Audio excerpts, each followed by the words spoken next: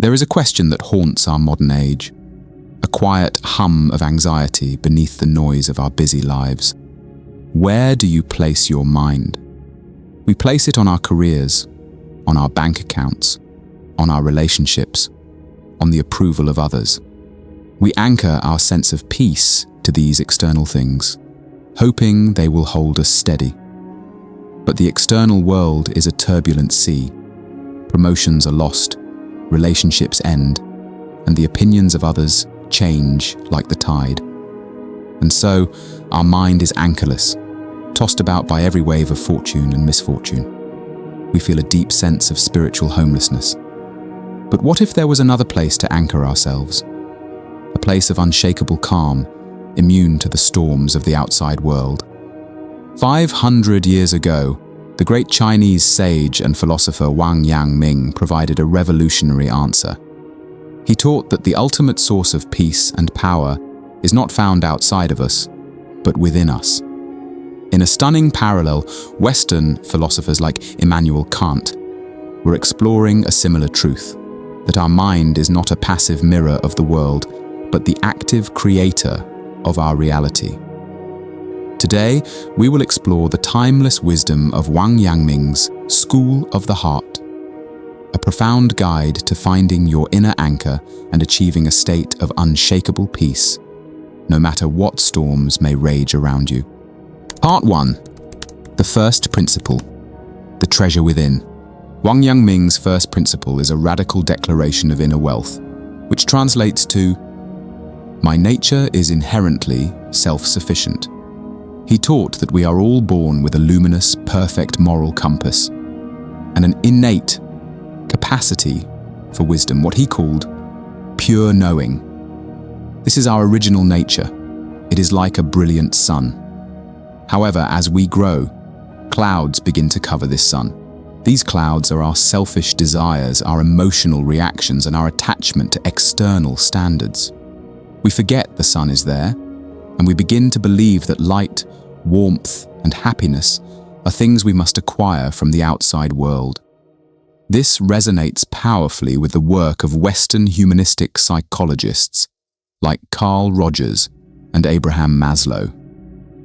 They argued against the Freudian view of humans as damaged beings, proposing instead that every person has an innate drive toward self-actualization, a desire to fulfill their highest potential. Our inner nature, they believed, is fundamentally good and complete. The problem is, we place our definition of happiness on things outside of ourselves. Consider a woman named Maya. Growing up, she built a blueprint for happiness.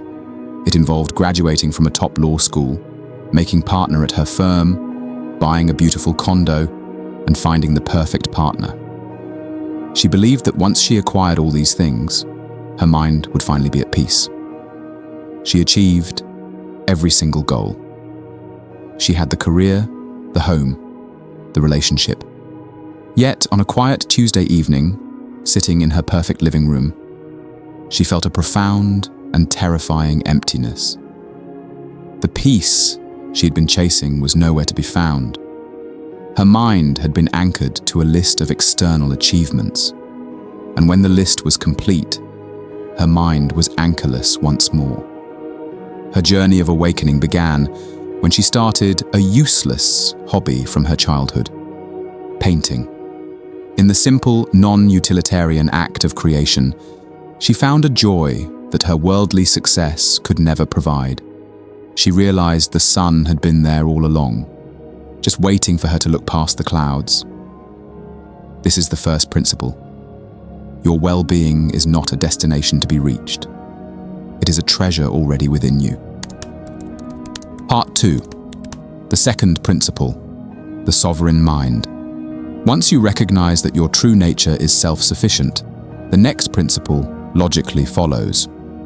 Wang Yangming called it the sovereign mind, which means nothing exists outside the mind. This is not to say that the external world isn't real. It means that external events have no inherent power to disturb you. A rainstorm is not bad. It is just a storm. It is our mind that labels it bad because it cancels our plans. A critical comment is not hurtful. It is just words.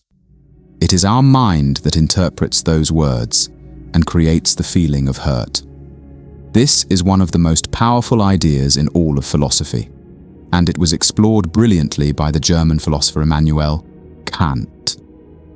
Kant proposed a Copernican revolution in philosophy. Before him, thinkers believed the mind passively reflected the world like a mirror. Kant argued the opposite, that the mind actively structures our experience of reality. The world, in a way, conforms to our mind. You do not just see the world, you co-create it through your perception. This is the principle of the sovereign mind. You are the ruler of your inner kingdom, and you get to decide how you interpret the events at your border. Let's take a common modern example, a traffic jam. Two people are stuck in the exact same bumper-to-bumper traffic. Person A, whose mind is anchored externally, is a wreck. He is furious at the other drivers, stressed about being late, and his blood pressure is rising. The external event is controlling his entire reality. Person B, practicing the art of the sovereign mind, makes a different choice. He cannot control the traffic, so he releases it. He accepts the reality of the situation. For him, the traffic jam is no longer a disaster. It becomes an unexpected opportunity. An opportunity to listen to that podcast he's been saving, to call his mother, or to simply enjoy a moment of quiet, forced stillness. The event was identical, but the experience of reality was completely different. This is the second freedom, the realization that nothing outside the mind can harm what is inside it, unless you give it permission. Part 3, the third principle, the integrated self. So, you recognize the treasure within, and you have cultivated a sovereign mind. The final principle brings this inner reality into the outer world. Wang Yangming called it the integrated self, the unity of knowledge and action. In the West, we often separate knowing from doing. We can read hundreds of books on nutrition and still eat poorly. We can know that compassion is a virtue, but still act selfishly in the moment. Wang Yangming argued that this separation is an illusion. He taught that if you truly know something, your actions will naturally align with it. If you know that honesty is a virtue but you lie, you don't truly know honesty. You only know the definition of the word. True knowledge is not an intellectual concept. It is an embodied state of being. This idea is a perfect parallel to Aristotle's concept of phronesis, or practical wisdom. For Aristotle, being a good person wasn't about memorizing ethical rules. It was about acting virtuously over and over until it becomes second nature. It is the practice that transforms abstract knowledge into embodied character. Consider the common dilemma of health. Almost everyone knows that exercise is good for them. A person can spend weeks researching the most optimal workout routines, buying the best gear, and watching motivational videos. They have an immense amount of knowledge about exercise, but if they never actually get up and move, their body has no knowledge of it. Now consider another person. They know very little about exercise science, but every morning they put on their shoes and go for a simple 30-minute walk.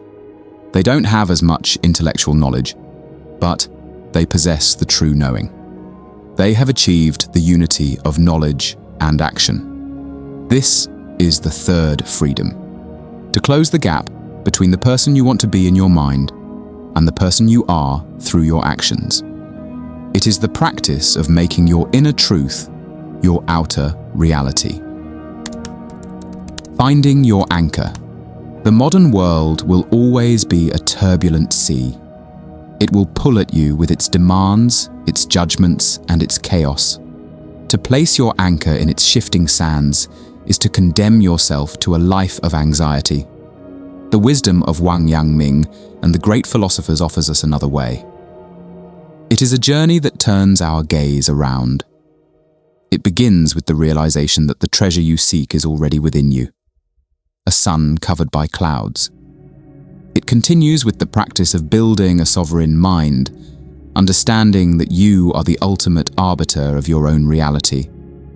And it culminates in the integration of this inner knowing with your outer actions until there is no difference between what you believe and how you live.